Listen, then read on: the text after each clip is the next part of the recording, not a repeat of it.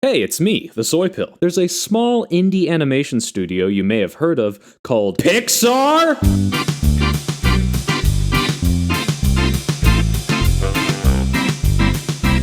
But Pixar wasn't always the corporate Disney sludge machine that it is today, churning out uninspired and derivative films that underperform at the box office and get more coverage for having a gay kiss in them than for being a good film. No, they started off by making really good movies. Toy Story, Finding Nemo, Monsters Inc., Bugs Life, kind of. Today, there's a cavalcade of studios churning out 3D animation garbage that comes and goes and is forgotten to the winds of time. Some people will defend this garbage by saying, "Oh shush, honey bun, you're just not the target audience. It's for kids, it doesn't have to be high quality. I love putting on Norm of the North for my babies so I can make margaritas and go drive my Jeep through the front of a BevMo." But back in the day, Pixar said fuck you, Karen, and set themselves apart from these run-of-the-mill kids films by making consistent, high-quality, classic children's movies. Classic Pixar films not only captured the attention of children, they instilled a sense of wonder and adventure. They had high highs of hilarious comedy, but also serious emotional moments, even for adults. Classic Pixar wasn't something you just turned on to distract your kids. Now, you might have heard of the famous Pixar lunch. In 1994, as Toy Story was wrapping up production, 4 of the leading Pixar directors sat down at lunch to brainstorm their next lineup of movies. Almost all the Pixar classics were thought up at this one lunch meeting. Finding Nemo came from the childlike wonder of watching the fish in the dentist's office and pondering, what if they want to go home?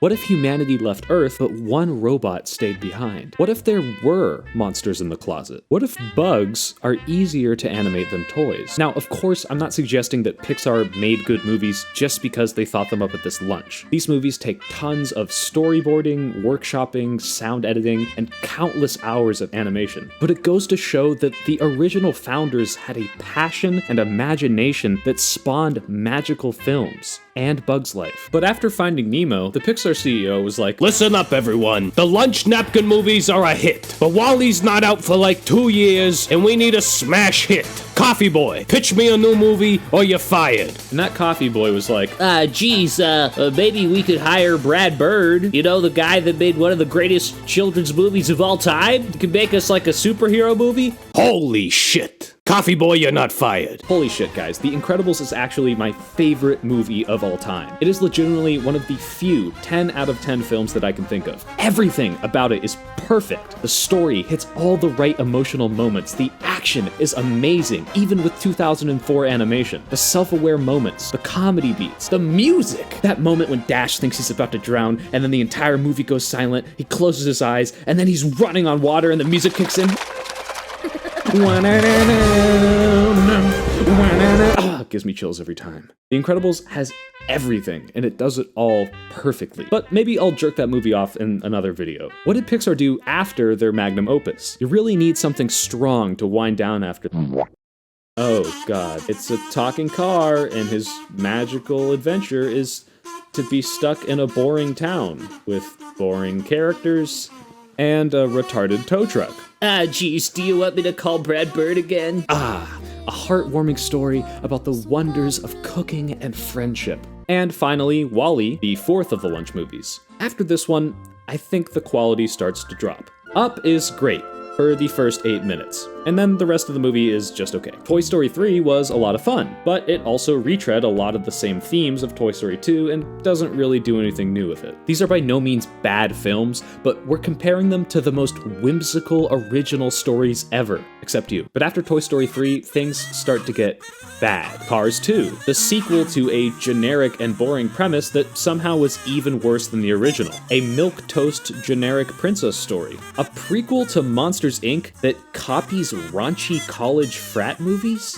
What the fuck? A YouTube React video where all of the characters can only express one emotion. A movie that nobody saw, so I can't tell you what it's about. A watered-down, uninspired sequel that no one asked for. Cars 3? You made a third one? Who asked for this? Oh, okay. By this point, in my eyes, Pixar had lost all of its magic. They went from pumping out classic after classic to just another animation studio. The only reason they were still winning animation Oscars was because those were the only films that the Academy watched with their kids. So how do you recover from this rut of uninspired mid-movies? Hey, I still got that Brad Bird guy on speed dial. How do you save Pixar? You bring back one of the greatest directors of all time to make a sequel to one of the greatest films ever. The Incredibles 2 is one of the few animated sequels that both captures and builds on the magic of its predecessor. And how does The Incredibles 2 let you know that that magic is back? Well, imagine that for 14 years, every time you watch your favorite film, it cuts to black on a cliffhanger. For 14 years, your favorite film blue balls you by teasing you with a huge battle and a cool villain. What happened with The Underminer? This happened, you dumb bitch! The film jumps right into the action and gives us a fun, dynamic, city-sprawling caper that we've all been waiting for. Everyone gets a chance to shine here. Everyone's using their powers, working together, punching the bad guys, stopping the giant machine. It's everything great about the climax of the first film all at once, and wow! We're just getting started, folks. So this whole opening fight drives the plot of the film. A business mogul named Winston Dever sees the Parr family in action and gets excited that superheroes are finally back. In the first film, supers were made illegal thanks to their immense collateral damage. Mr. Sansweet didn't ask to be saved. Mr. Sansweet didn't want to be saved. Fuck you, Mr. Sansweet, you suicidal piece of shit. Winston and his sister Evelyn want to use their massive wealth to change the public perception of superheroes and get things back to the way they used to be. Their plan? Attach body cameras to supersuits so that the public doesn't just see the destructive aftermath, but every action a superhero takes. What really works about this film is the theme of accountability for those with power, especially because it speaks to many of the current concerns people have with police. Winston and Evelyn have also run studies to see that Elastigirl and her stretching powers cause the least amount of collateral damage. We're gonna solve all kinds of problems together after the perfect launch with Elastigirl. Mr. Incredible is initially resistant to the plan because it means that he'll have to stop racially profiling black people. Oh, wait, sorry, I was reading the script for my police video. Mr. Incredible is initially resistant to the plan because he thinks that he should be the star, but acknowledges that he overall does cause more damage. The focus on Mrs. Incredible makes this sequel an excellent foil for the first film. In the original, we get to follow Bob on his journey, struggling in the monotony of boring adult life and wanting to relive the glory of being a superhero. But now, Mrs. Incredible gets to be the showcase. She gets to relive her glory days. This splits the main chunk of the movie into two sections. In Section A, we get action scenes with Mrs. Incredible, which are amazingly choreographed and fit her power set perfectly, stretching around in these high-stake chase scenes and using her ingenuity to save people. In Section B, we get more of the heart that made the first film great, where we see the emotional dynamic between Bob and his kids. You might think that the unrelated family drama would drag out and interrupt the pacing, but it actually complements the action by giving us moments to breathe. Sure, we love seeing Mr. Incredible punch the big robot, but that means so much less when we don't have this. I can't lose you again! I can't. Not again. I'm not strong enough. Knowing and growing these family relationships accentuates the action, and it elevates movies like Incredibles 2 over boring, generic Saturday morning cartoon drivel.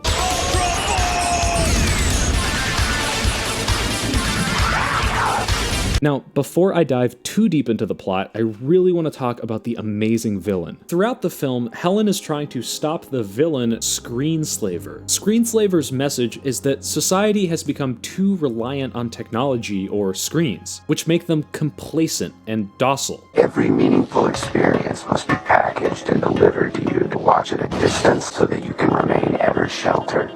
Ever passive. About halfway through the movie, there's a fake out where we think that Helen has battled and captured Screenslaver, but then she looks at the runtime for the movie and realizes that there must be someone else to blame. And she's right. She realizes too late that Evelyn, the woman who was helping her all along, is the Screenslaver. See, Evelyn has been causing these disasters and trying to wake people up to their reliance on technology. But she doesn't just feel that way about screens. She feels that way about superheroes. Evelyn is disillusioned with superheroes because because her dad relied too heavily on them. When burglars broke into her dad's house, instead of using his safe room, he tried to call superheroes for help, but they never showed up. And when the burglars saw him on the phone, they shot him. They say the best villains are those that we can kind of agree with, and Evelyn totally fits the bill. What happens when we become too reliant on our protectors? When we use them as a crutch instead of bettering ourselves and taking our safety into our own hands? If we continue to take advantage of devices and people that make our lives easier and easier, are we dumbing ourselves down and setting ourselves up for failure the instant these things aren't available to us? What happens when you call Gazerbeam and he waits outside of the school for an hour while Bon Voyage blows up classrooms full of children? Like Syndrome, The Incredibles 2 gives us a villain with a sympathetic and tragic backstory who has understandable goals. They're evil, but not because they're some Saturday morning cartoon villain who wants to destroy the world, but because they take their relatable mission just a little too far. Now, if you've been watching this far, you're probably feeling pretty good about this film. Maybe you even paused my video to go watch it. Well, I hope you didn't, because I have a confession to make. I've been lying to you this entire time. I think The Incredibles 2 kinda sucks. I think it's a poorly written, uninspired, and shameful sequel to my favorite movie of all time. It's just as mediocre as the rest of these Pixar movies. But the title of the video said, but you said... I can explain. Let me explain.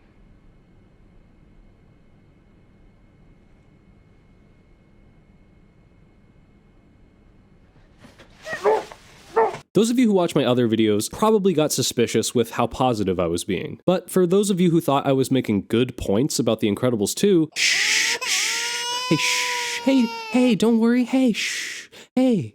You're not stupid. If you're anything like me, you might have watched video essays like Moneyball Slaps So Hard, or Why Megamind is a Subversive Masterpiece. You enjoyed the content and what they had to say, and eagerly revisited the movies that they hyped up. And if you're really like me, after watching those films, you said, hey, wait a minute.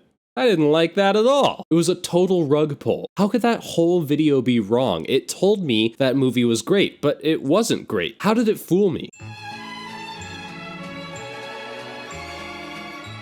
See, these essays do one specific thing that allows them to fill time and be entertaining, all while saying almost nothing substantive whatsoever. They pitch the movie to you. A movie pitch is a screenwriter's last-ditch effort before they're added to the Los Angeles homeless population. So of course they need to make it sound like the best idea since sliced bread. But when they tell you the plot and the themes that the movie will have, it's still just an idea. And unless it's a really shitty idea, it's gonna sound good on paper. But you can only judge a movie based on execution. And the video essays I'm talking about don't show you the execution. They just show you the idea. We'll look at one of these essays later. But first, let's use my fake essay to break down the ways that these video essays are just movie pitches. The first technique is that these essays just describe the plot verbatim. In my essay, I talked about how the Devers see the superheroes, make their plan, and the story splinters into an A and B plot. I mentioned how Helen's story mirrors Bob's in the first, and how the family story supports the action and main plot by giving the characters depth. All of these things are technically true, but that's not what you saw. You saw some video clips of a family hugging and an action scene, and you heard me narrate over it and tell you what to think. And that's usually enough to make you think it worked. Never mind that unlike the family plot in the first film, which was directly tied in to what Mr. Incredible was doing in the main story, most of this family drama is just to give the other characters something to do. Like, instead of a scene where Helen tracks down her husband with her kids tagging along, we get a scene where Mr. Incredible embarrasses his daughter in front of a boy. Never mind that these characters had their development undone from the first film just to give them conflict. Something they had to do because they set this movie 4 seconds after the last one. Instead of remembering that family is all that matters to him, Mr. Incredible straight up resents his wife for being in the spotlight. Violet loses her confidence and is emotional because a boy forgot who she was. I love the idea of giving Elastigirl the spotlight, but the family story needed to be relevant. Instead of a scene where Mr. Incredible yells at math, how about the family is training training their powers in an X-Men danger room, getting ready for when they're introduced to Winston's program. Or if you want to go even lower budget, how about they're being trained in public relations? They're learning how to talk to the media and keep their public perception favorable. The drama could come from the kids' reluctance. At first, they love the idea of being public heroes, but they start feeling pressured because they're watched all the time and they're never allowed to make mistakes. The family could have conflicting opinions on whether or not they should be open and honest in interviews or stick to cue cards and platitudes to make sure they don't say anything outlandish. If any of that sounds good to you, it's because I just pitched you a movie, but it's only an idea. And God knows if I made the actual movie, it would be dog shit. Don't get me wrong, you can think this movie worked. The study I found says that between 84 and 93% of people are idiots. But the point is that the video essays I'm talking about don't explain why the movie was well executed, they just say it was. When they just describe the plot, they're nothing more than a glorified movie pitch, or a child telling a story. And then Dash ran really fast, and then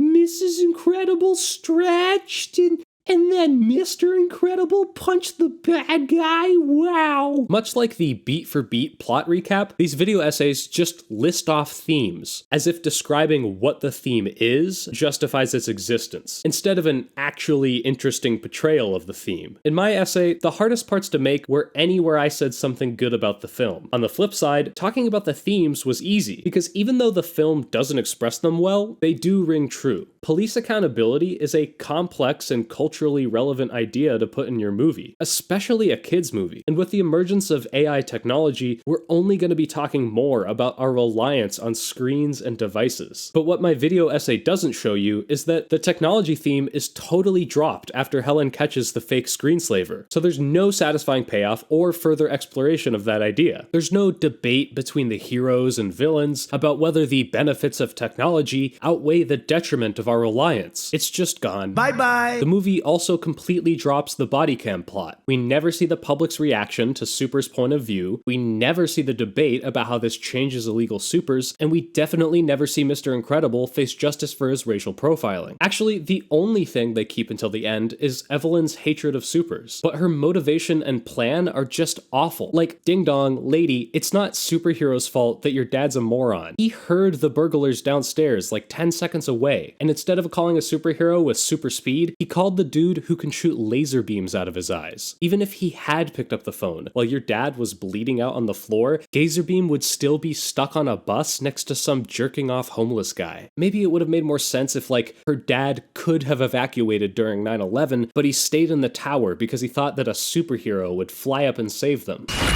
Evelyn's plan to get rid of supers doesn't make any sense. They're pretty much gone at the beginning of the movie, but she wants to launch them into stardom, establish to the entire world that there's a villain who can control people's minds, and then make the supers talk like evil mind-controlled robots while they commit a terrorism, hoping that everyone just forgot about the whole mind-controlling villain thing. Your bodies and your character are weak. Your promises are empty, and you will pay for it. Also, she can make them talk normal? You kids aren't safe. Of course, it's all made worse by her lines and delivery. Superheroes keep us weak. Lame, lame, lame, lame, lame! Again, the video essay gives you all the best parts of the idea, but none of the execution. As the viewer, all you got was narration of what the theme of the movie is, a clip from the movie, and the essay's word that it all works. It's completely bereft of any context, and therefore is able to fill in all the blanks and make you think what the essay wants you to think. So now that you understand these techniques, watch this clip from one of the essays I mentioned earlier. And yeah, I'm not going to show you the whole video, so if you think I'm taking it out of context,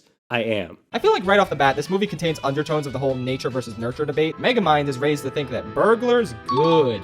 Police, bad. Which, you know, that last thing is kind of true sometimes, but let's not worry about that. Megamind has been nurtured to be bad and use his intellect to escape prison, but his nature suggests otherwise. He's excited to go to school and fit in among his peers. He wants to impress them and be loved, but constantly being rejected because of his dangerous failed inventions and because people be racist towards blue guys, I guess, makes him doubt himself and turn back to the things he's been taught. He gives in to how he was nurtured, despite his nature being good at heart. The script and the editing are clean, the narration is great, and it's clear that the movie portrays a nature versus nurture theme. But he didn't say anything! I only put 30 odd seconds in here, but that clip goes on for minutes and there is no point made whatsoever. He just describes the plot verbatim and what the theme was. There was no detailed breakdown of how it works or why the theme is well executed, just what happened and some clips. But it's a good video. It's entertaining and funny, and that's how it's able to distract me from the fact that it's saying nothing and making me want to watch a film that I don't actually like that much. Even though this essay isn't egregiously wrong, like, Megamind is okay. It's just not a masterpiece. These techniques allow people to make the dumbest videos, like Anakin Skywalker, one of the most complex characters ever. Liar! Cars 2 is the best Cars movie. You could just as easily make a video essay about why The Room is an underrated masterpiece. And I truly believe that if a big enough channel made it, people would start saying it unironically. Not because of amazing arguments, but because the essay would pitch you the movie. Look, I love YouTube. I love video essays. Many of them don't fall into these simplistic pitfalls. Some of the best videos on this website are what inspired me to be so interested in movies and video making. They're chock full of fleshed out, detailed opinions and elevate a movie to new heights or surgically tear it apart. But if you're like me and you've noticed yourself watching more and more essays or clip compilations instead of the films themselves, try to remember that the only real way to experience a movie is to sit down and watch it. Video essays and film reviews are great ways to compare opinions and find new perspectives, but they can easily trick you into thinking something that you don't think at all. Even my video is taking things out of context. Don't just take for granted that The Incredibles 2 is a steaming pile of garbage. Go watch it and know that it's a steaming pile of garbage. When you're watching YouTube videos, ask yourself, is this person really saying anything? Or are they just recapping the film and then saying, film good or film bad? Try to enjoy movies in the medium they were meant to be seen in.